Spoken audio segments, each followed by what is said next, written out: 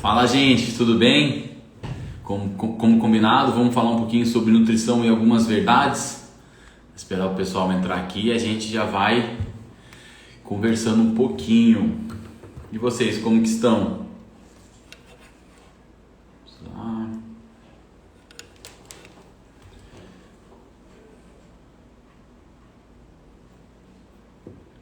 Fala, pessoal. Rafa Scarpa estava aqui ontem. Fala cá, tudo bem? Kelly, vamos ver aqui.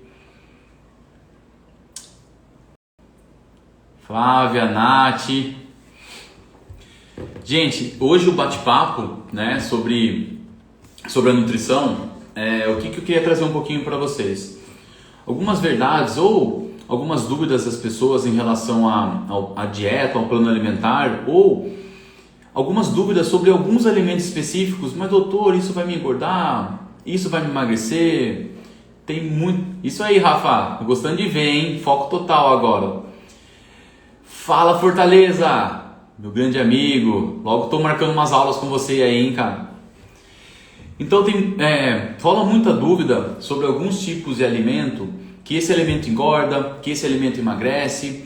E será que realmente isso na nutrição, em toda a nossa complexidade que é a ciência da nutrição, isso realmente acontece? Será que é tão simples assim eu comer uma fatia de pão e ganhar 2 quilos, 3 quilos na balança de gordura? Porque não pode vir me falar, aumentou o meu peso, mas e aí, o que foi? Será que de um dia para o outro a gente consegue aumentar 2 quilos de gordura? Será que no final de semana a gente consegue aumentar 2, 3 quilos de gordura?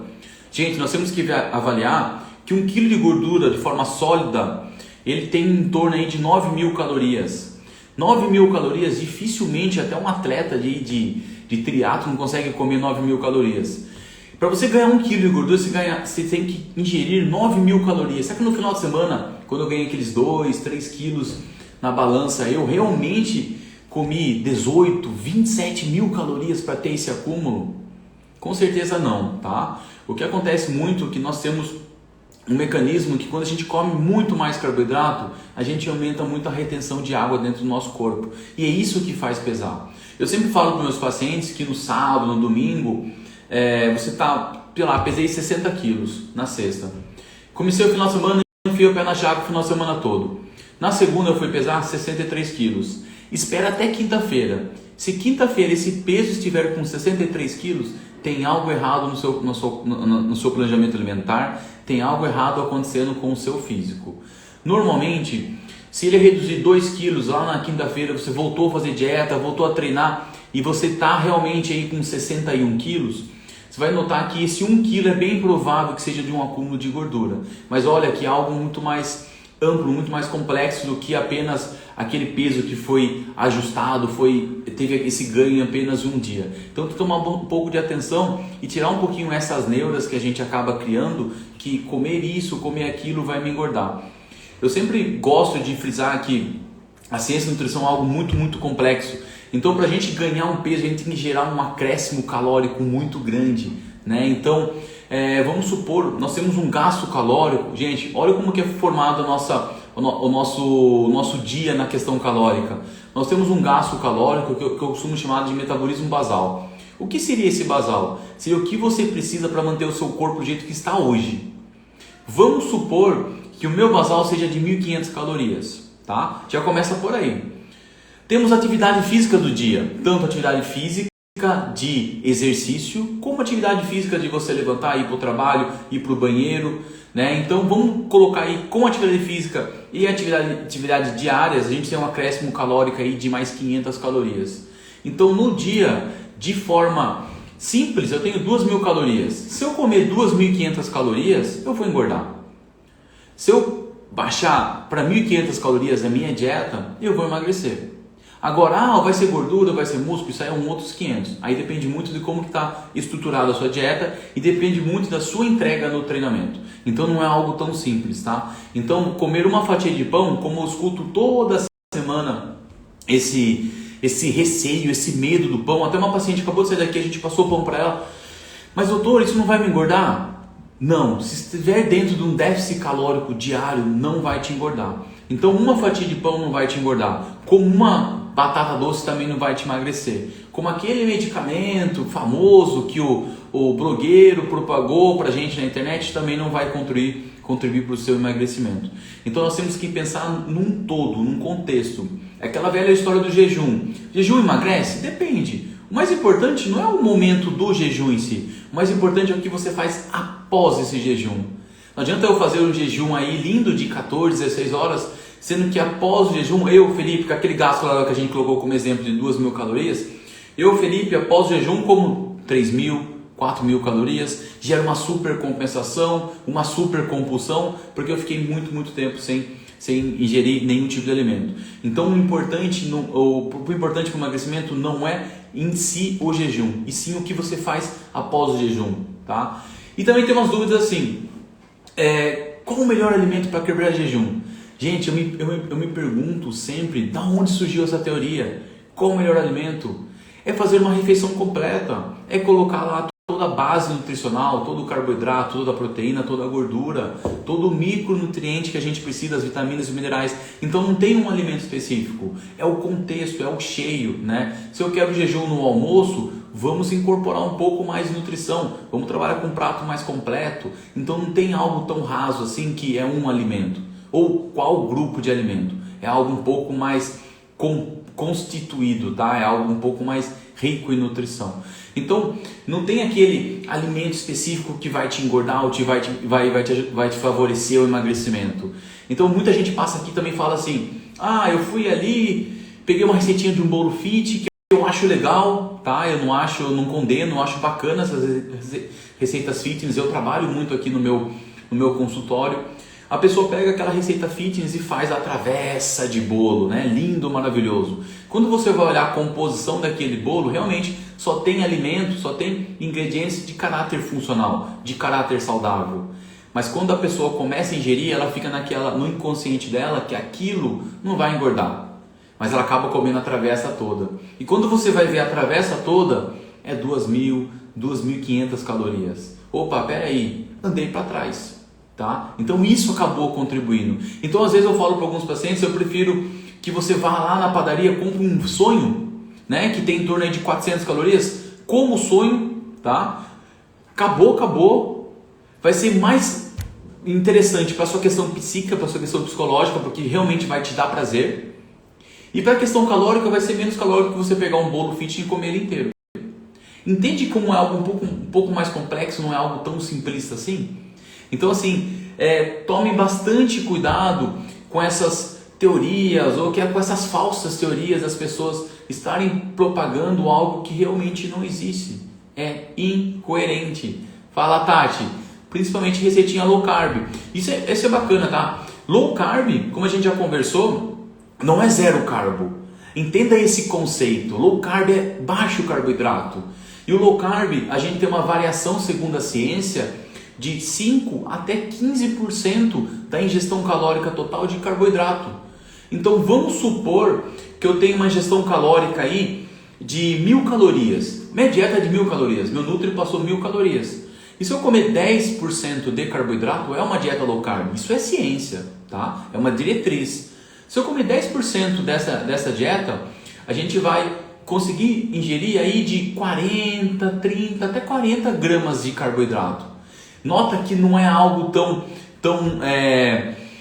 raso assim. Por que não é algo tão raso? Porque 30 a 40 gramas de carboidrato dá para eu consumir aí 2 bananas, dá para eu consumir 100 gramas de arroz, dá para eu colocar 200 gramas de abóbora cabotiã, dá para eu colocar também em torno aí de 250 a 280 gramas de feijão.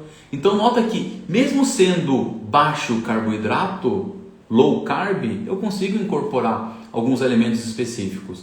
E o que as pessoas falam? Eu chego aqui, mas peraí, eu fiz uma low carb, mas o médico ou o nutricionista falou assim, é proibido comer banana. Eu falei, gente, como assim é proibido comer banana? Então não é uma low carb, é uma zero carb. É uma dieta muito característica do paleolítica, que é a época dos caçadores, que a gente podia só comer o que caçava, né? Então tome bastante cuidado com essas falsas teorias ou teorias muito mal distribuídas, muito mal aplicadas por pessoas que realmente não entendem muito o conceito.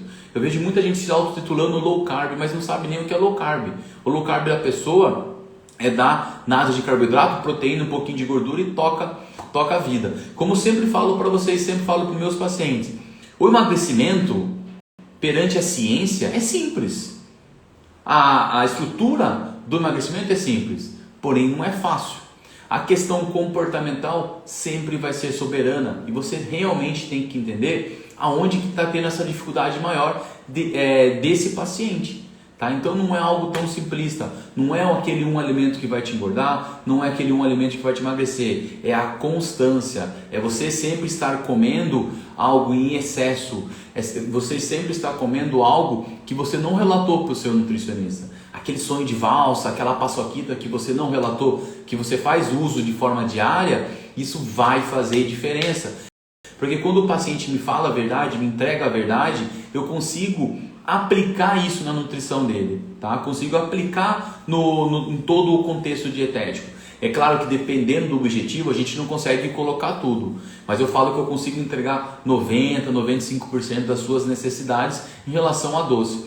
Esse dia uma paciente, ela entrou em contato comigo, Felipe do céu, me passa algum doce porque eu estou na TPM, eu estou me matando, né? O que eu como? Come um doce, come um chocolate, come o que vai te agradar, na composição, na gramagem menor possível. Vá lá no restaurante, vá numa lanchonete, no mercado, compra aquele laca, compra aquele diamante negro de 50, 70 gramas. Acabou. Mas você come algo que é prazeroso e não vai gerar um distúrbio muito grande do que aquelas pessoas que acabam realmente comprando chocolate 70% cacau, depois compra 80%, depois compra 90%, e olha que vem, a ingestão comeu a barra inteira.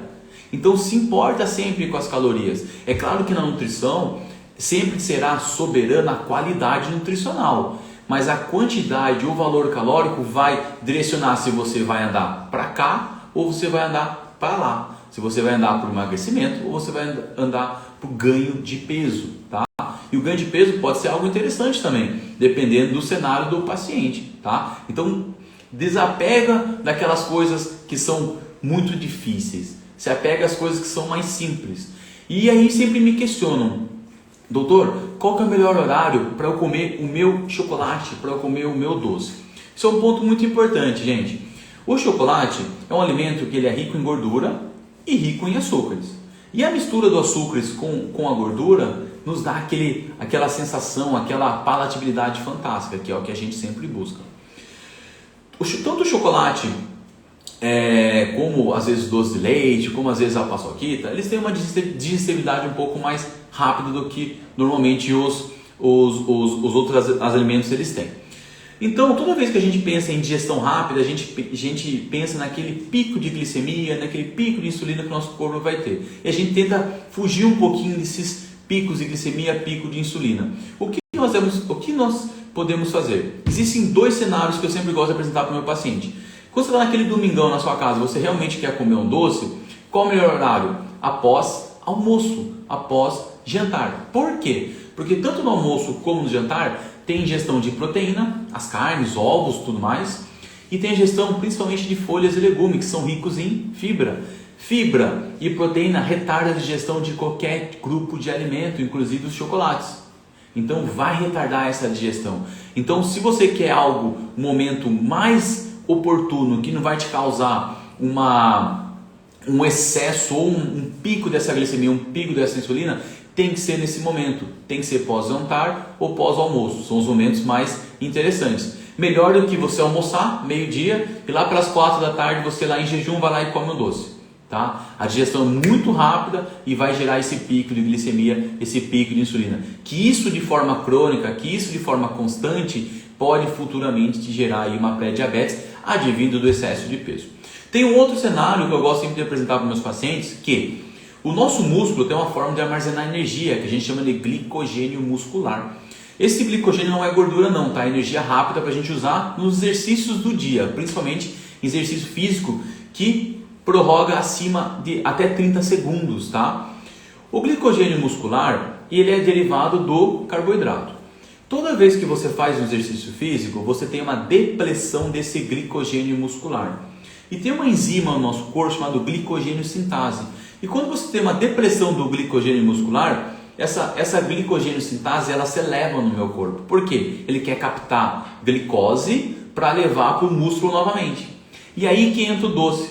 Aí que entra às vezes aquele doce de leite. Por quê? É nesse momento pós-atividade física, a gente está com essa necessidade grande de reposição de energia para o seu músculo, que a gente pode inserir o chocolate, que a gente pode inserir o doce de leite, que a gente pode inserir algo mais rico em açúcares, mais rico em caloria, porque esse alimento vai ser como, vai trabalhar como reposição de energia, tá, do nosso músculo. Então isso é muito importante. Então, dois cenários. Estou naquela TPM, estou muito na vontade de doce, a gente pode fazer de duas formas. Ou coloca após o almoço, após o jantar, tá? Como não é algo crônico, não é algo constante, diário, a gente pode colocar de forma esporádica após o almoço, após o jantar. Ou de forma mais inteligente, pensando aí numa reposição de energia a nível muscular após o treinamento físico, porque é o momento que a gente está com aquela enzima que é o glicogênio muscular, que está doido ali para fazer captação de energia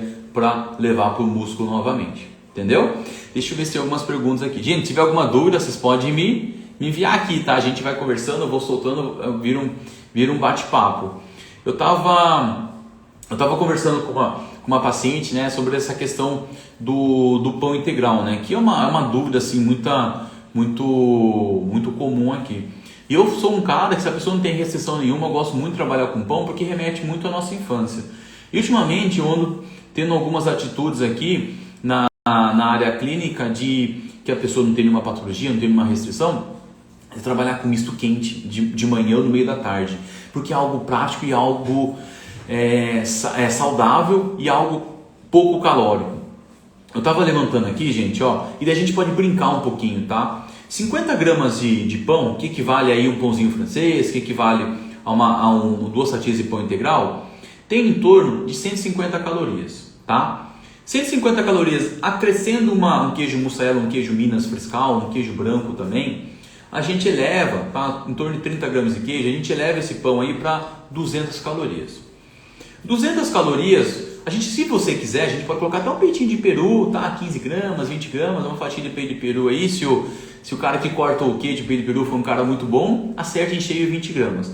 Vai dar em torno esse nosso lanchinho, esse misto quente, 250, 270 calorias. Aí eu estava levantando aquelas bolacha água e sal que normalmente a gente acha nessas empresas, né? E eu estava vendo o valor nutricional de algumas aqui. Ó, só para vocês entenderem. Então aquele lanchinho nosso, 250 calorias, tá? Bolacha, água e sal. Estou pegando a marca aqui para vocês. Marilã, tá? Marilã, 4 bolachas, 130 calorias. Se eu passo um requeijão, vai para 200 calorias. Vai me sustentar? Não. 4 bolachas? Eu, Felipe, se deixar, eu como o pacote inteiro. Perceba como a nutrição trabalha. Perceba que nós, nutricionistas, facilitamos a vida de vocês porque a gente coloca algo que vai te dar volume alimentar, tá? Numa quantidade calórica menor. É isso que eu quero que vocês entendam. Além do valor calórico menor, do volume alimentar, a gente coloca a qualidade. O que tem de errado com o pão? O que tem de errado com o queijo? Não tem nada de errado. Então nota que a gente consegue sim introduzir algumas coisas e que remete muito à nossa infância, que remete a algo saudável e que a gente não vai sentir aquela necessidade do que às vezes você comer uma fruta, daqui a meia hora você está com fome. E claro, a gente pode trabalhar com fruta. Eu gosto muito de trabalhar com fruta no meio da tarde, tá? Principalmente quando a gente está com um clima um pouco mais quente. O que eu faço? Eu pego aqueles iogurtes, que eu acho interessantíssimo, aqueles com mais proteína. Por quê? Porque além de a gente colocar um pouco mais de proteína na dieta, a gente consegue aumentar a saciedade do paciente com a proteína. Aí eu pico uma banana, pico um morango, pico um mamão e jogo um pouco de aveia. Aveia também, riquíssimo em fibra, riquíssimo em vitaminas, tá? É um alimento que eu gosto muito de trabalhar, que gera uma saciedade muito, muito bacana. Então eu coloco lá pelas 3 horas da tarde, uma banana, um iogurte, uma aveia. Eu vou ter uma fome lá por 2, 3 horas após a ingestão. Nota que a gente consegue colocar uma alimentação de 300, 250 calorias de uma forma bem mais tranquila. tranquila. Seria errado comer à tarde um iogurte Vigor Zero com granola? Não seria errado, viu, Ariana? Só uma particularidade em relação à granola. Eu não gosto muito de indicar granola para as pessoas que estão no emagrecimento, porque normalmente ela é riquíssima em açúcares. Ah, mas essa está falando que não tem açúcar. Ok, mas tem mel. Com certeza tem açúcar mascavo. E com certeza tem maltodextrina. Então tome bastante cuidado. Tem uma que eu gosto muito, que eu indico muito para emagrecimento, que é a granola da Pura Vida, ou uma granola que eu passo para alguns pacientes de forma caseira. A gente pode fazer ela de forma salgada ou de forma doce, tá? Mas em tese eu prefiro trabalhar mais de forma separada. Exemplo, eu coloco chia, coloco castanha, coloco aveia de uma forma mais porcionada, de uma forma calculada, de um jeito um pouco mais correto, vamos deixar dessa forma. Porque a granola fica tudo misturado, a gente perde um pouquinho a mão. Mas para ganho de massa muscular, eu trabalho muito com granola e ouso dizer para vocês, eu trabalho às vezes até com algum cereal, tá? Coloco aquele Nescauzinho Ball, coloco às vezes aqueles cornflakes, coloco geralmente como pós-treino para fazer a recuperação muscular, porque normalmente esse profissional ele faz 2 treinos por dia. Então de manhã eu já coloco uma refeição super rica em açúcares aí para a gente fazer um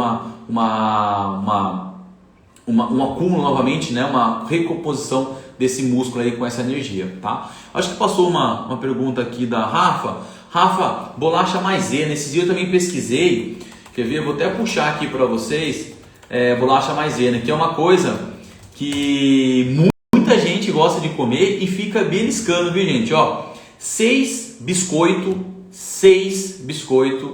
equivalem a 21 gramas de carboidrato mais açúcares, arredondando 30 gramas de carboidrato a cada 30 gramas. Ou seja, são 6 biscoitos, vai dar em torno aí de 5 gramas de carboidrato para cada biscoito. Gente, 100 gramas de arroz, 2 colheres de servir de arroz ou 4 colheres de sopa, tem 100 gramas.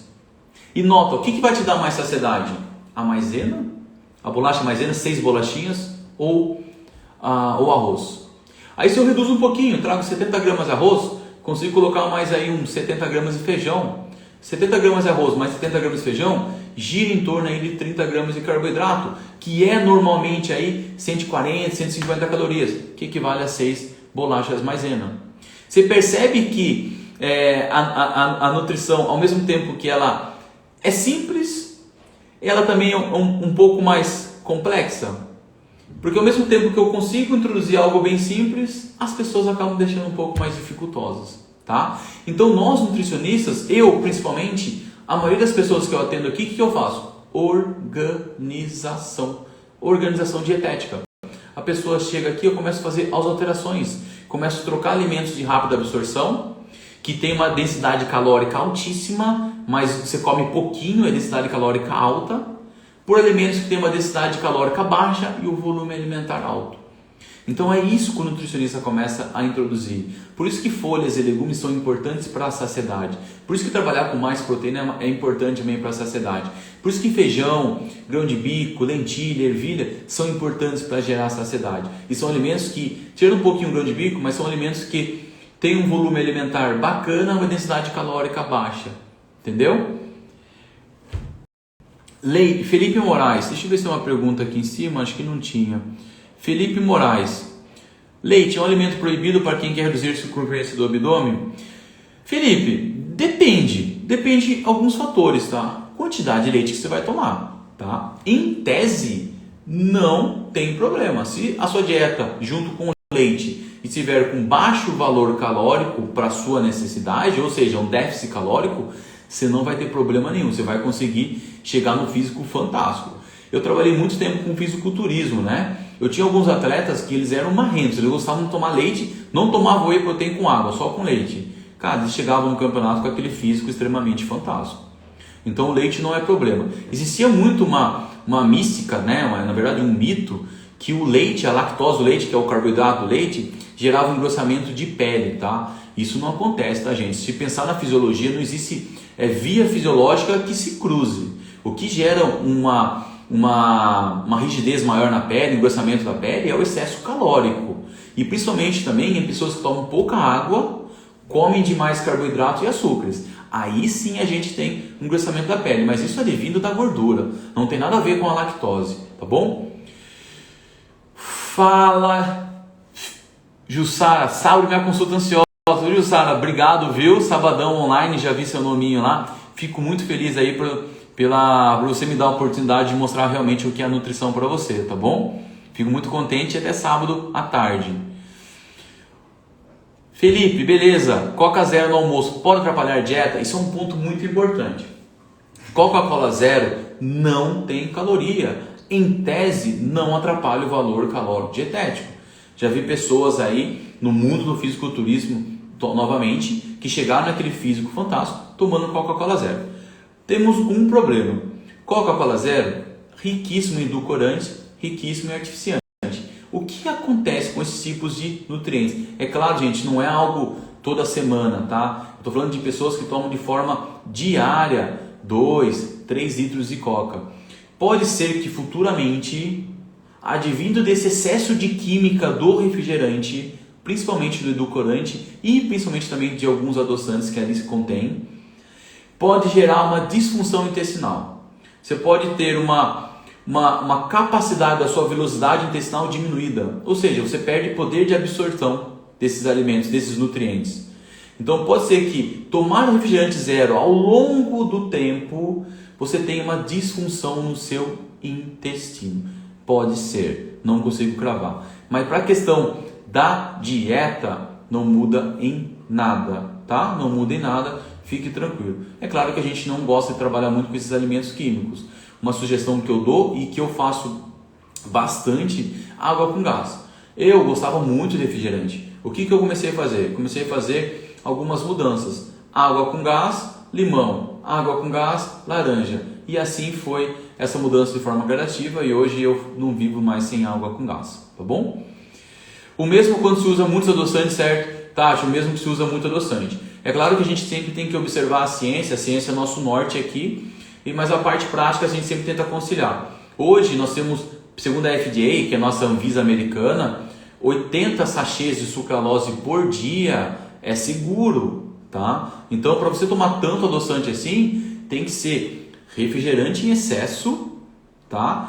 E principalmente xarope de frutose, ele vindo daqueles famosos sucos de caixinha, tá bom? Então assim, esse tipo de alimentos, você tomar em excesso, além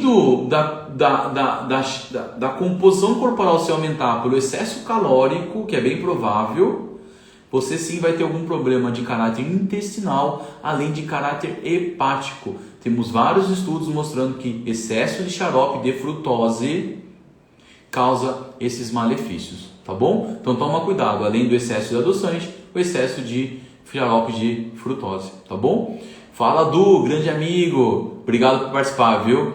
Tati, eu troquei os refrigerantes por água com gás também. É uma ótima estratégia.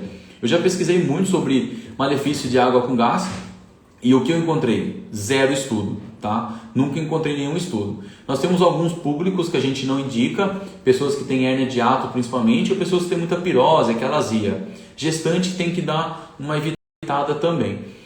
Nós, pessoas que não temos esses problemas, o que acontece com o gás? Nós não temos enzimas para metabolizar o gás. A água com gás é a água natural incorporada ao gás. Quando cai lá no seu intestino, essa água com gás, o intestino faz a separação, absorve a água para dentro do seu corpo e o gás a gente acaba eructando, que é o famoso arroto, ele tem que sair, porque nós não temos enzimas que realmente metabolizam o gás, tá bom? Então não tem nenhum malefício, a não ser para esses tipos de público, tá? Flávia, oi Flávia, tudo bem? Boa noite. Água de coco de caixinha é recomendável? Temos boas águas de coco de caixinha, é claro que o natural é sempre mais indicado, mas nós temos sim boas fontes de água de coco de caixinha, tá bom? Cuidado só com a água de coco, eu gosto muito, mas ela também não é à vontade com uma água natural. A água de coco sim, ela contém caloria, então toma um pouquinho de cuidado, porque em excesso ela pode sim gerar aí um acréscimo calórico se não tiver computado na sua dieta. Tem muitas pessoas aqui que passam, eu tomo água de coco à vontade, eu tomo Gatorade à vontade e não sei onde que eu estou errando. Está errando aí, porque não é à vontade, é algo seletivo, algo direcionado, tá bom? Mas eu trabalho muito com água de coco também, para as pessoas que praticam atividade física. Aqui em Sorocaba tem muita gente que está na onda do beach tênis, né? Cresceu muito esse esporte aqui em Sorocaba. E eu acabo introduzindo esses tipos de alimento, a água de coco, porque é algo fácil e prazeroso, bem geladinho ali no momento, a pessoa vai tomando.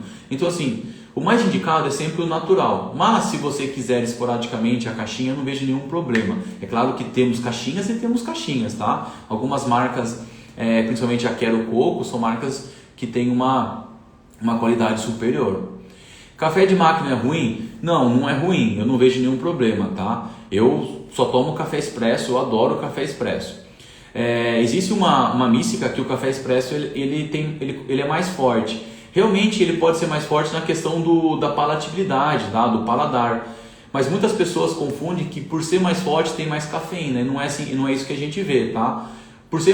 A questão de ser mais forte é que tem mais aroma, mas a cafeína ela se dilui muito em água. Então o café coado ele tem uma capacidade de diluição de cafeína maior. Então se você tomar um café coado ele vai ter uma concentração de cafeína maior, tá bom? Mas a questão de ser forte não é da cafeína em si, e sim do teor do aroma do café. Mas eu não vejo problema nenhum. O único problema que eu vejo em relação ao café é a adição de açúcar, tá? O ideal é sempre procurar ingerir o que tem o que é isento de açúcar, né? O sabor natural do café realmente, ou no máximo usar um adoçante. E é interessante, tá, gente? Porque antigamente, há muitos anos atrás, eu tomava café com açúcar. E assim, qual marca que eu tomava? Qualquer uma, porque o açúcar mascarava o sabor do café. Só que hoje, faz o que? Uns 10, 12 anos que eu tomo só café sem açúcar. E hoje eu consigo direcionar, porque meu paladar ficou mais refinado. Eu consigo direcionar qual marca de café me agrada mais. Porque a gente realmente nós ficamos mais seletivos, porque o café acaba atrapalhando um pouco essa questão de paladar. Rafa, o chiclete sem açúcar é ruim? Rafa, ele não é ruim, tá? Temos alguns estudos, Rafa, que mostram que por você, o Tryde, por exemplo, que não tem açúcar, mas tem adição de adoçante, que por você mascar esse Tryde, ele tem aquele sabor que remete ao doce. Temos alguns estudos que mostram que a gente aumenta a produção de insulina. E isso ao longo do tempo, esse aumento da produção de insulina, mas não está ingerindo nada de carboidrato, por exemplo, pode gerar alguma disfunção no nosso corpo. Mas depois que eu fui olhar o estudo um pouco mais a fundo, eu notei que aumenta mesmo a produção de insulina via o adoçante, mas é irrelevante, gente. A gente não precisa se preocupar com isso, tá? Então o Tryde, eu acho ele assim algo bem tranquilo, eu não vejo nenhuma contraindicação, tá bom? Isso eu falo da parte nutricional, não sei na parte dos dentistas, não sei se tem alguma contraindicação, até se tiver algum dentista aqui, se alguém quiser falar, fica à vontade, tá? Camila, falando em café, Fê, quantos posso tomar por dia sem açúcar? Cara, isso assim é muito pessoal, tá? Hoje a recomendação de cafeína varia de 3 a 7 mg por quilo de peso, mas isso a gente pensa em performance física. Pensando na questão estética, na questão comportamental do dia, para melhorar um pouquinho nosso sono, com aquele mecanismo de adenosina, gente, é um transmissor que quando ele está muito alto no nosso cérebro, a gente tem muita sonolência, muita letargia. A cafeína inibe essa adenosina. Então assim, depende muito de pessoa para pessoa. Eu normalmente gosto sempre de tratar a recomendação do esporte para essas partes clínicas, né? Parte comportamental, parte de trabalho e parte de cansaço. De 3 a 7 miligramas. Vamos pegar o meu exemplo, eu peso quase 100 quilos. Vamos colocar 5 miligramas por quilo de peso, dá 500 miligramas de café. Uma xícara de café, em torno de 50 ml, varia de 50 a 70 miligramas de cafeína. Nota que eu posso tomar até 10 xícaras por dia. Tá? Isso é o que a ciência nos traz. Mas o que a gente tem que entender é que cada pessoa responde de uma forma. O fator genético do corpo interpretar a cafeína de absorção é uma coisa muito pessoal. Tem pessoas que tomam um golinho de café e fica elétrico o dia todo. Eu posso tomar café para dormir que eu não sinto nada. Então é uma questão que cada um tem que avaliar a sua resposta individual para a metabolização da cafeína. Mas em tese leva a prescrição do esporte de 3 até 7 mg por quilo de peso. Café sem açúcar é vida, concordo com você. Deixa eu ver aqui. Sueli, farinha branca ou integral? Sueli, depende muito, tá? Depende muito para quem a gente está falando. Se eu estou falando para um atleta, às vezes a farinha branca ela é até indicada. Não tem contraindicação não, tá? A não ser que você seja celíaca. Mas a farinha branca, mas o celíaco também, o integral também tem contraindicação.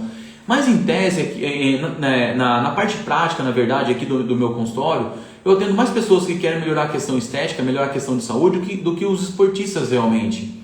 Então, quando eu pego uma pessoa que quer melhorar a parte patológica ou a parte estética, eu uso mais essa farinha integral por causa das fibras. E as fibras, como eu falei no começo da live, elas diminuem a digestão do carboidrato. Então eu acabo utilizando mais para essas finalidades, tá? Mas eu consigo trabalhar com farinha branca também. Vou citar um exemplo para você. Pão branco, pão francês com ovo. Quando eu como pão branco com ovo de manhã, por mais que não tenha fibra nesse pão branco, os ovos, a proteína do ovo, a gordura do ovo, que é a gema, a proteína que é a clara, elas diminuem a absorção ou a digestão desse pão, dessa farinha branca, tornando uma digestão lenta. Então, se fizer uma combinação bacana, a gente consegue trabalhar com os dois. Mas de forma rotineira, eu trabalho aqui mais na minha clínica com as pessoas com a farinha integral por causa das fibras, tá bom? Mas consigo sim aplicar a farinha branca aí para quem não tem nenhuma restrição de forma tranquila também, tá bom? Tirar carbo é o ideal para a perca de peso? É uma estratégia.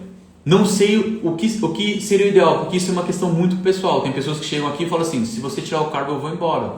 Então a gente começa a fazer algumas modulações. E assim, gente, é muito lindo ver as coisas na ciência, mas quando a gente traz na prática, a gente vê pessoas respondendo de uma forma individual. Eu tenho pessoas que só de passar na frente de uma padaria engorda. Eu tenho pessoas que podem comer carboidrato à vontade que não engorda.